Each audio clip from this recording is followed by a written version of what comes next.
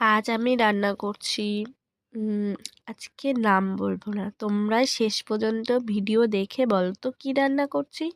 কড়াইয়ে তেল দিয়ে দিলাম, নিয়ে একটু পাঁপড় ভেজে দিলাম। না না, এই রেসিপিতে পাঁপড় লাগবে না, খালি এমনি খাওয়ার জন্য ভেজেলাম। তারপর বাদাম দিলাম, একটু বেশি করে আবার বাদাম দিয়ে দিলাম।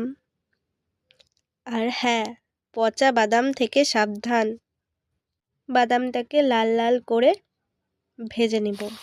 নাও, ভেজে নিলাম লাল লাল করে। তারপর আলু দিলাম, চার কোনা ভাবে কেটে আলু দিয়ে দিলাম।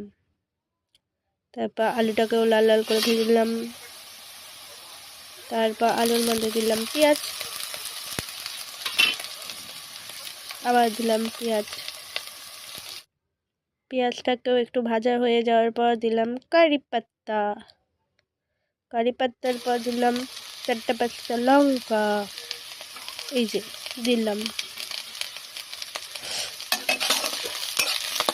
তারপর দিলাম स्वाद अनुसार नमक और 2 चिटकी हलुद।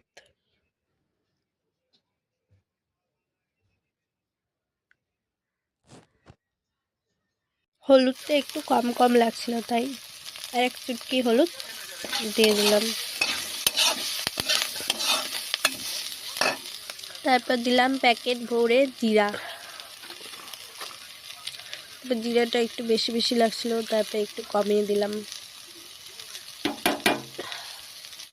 তারপর টমেটো সসের পেট চিপে বের করলাম সস।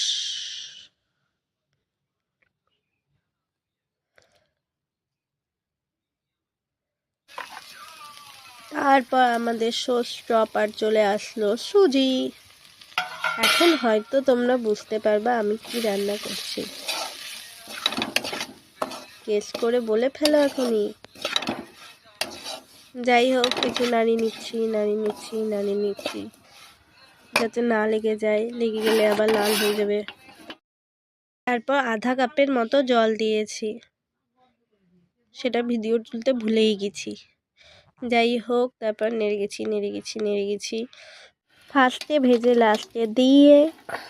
তারপর আমার রান্না শেষ করেছি।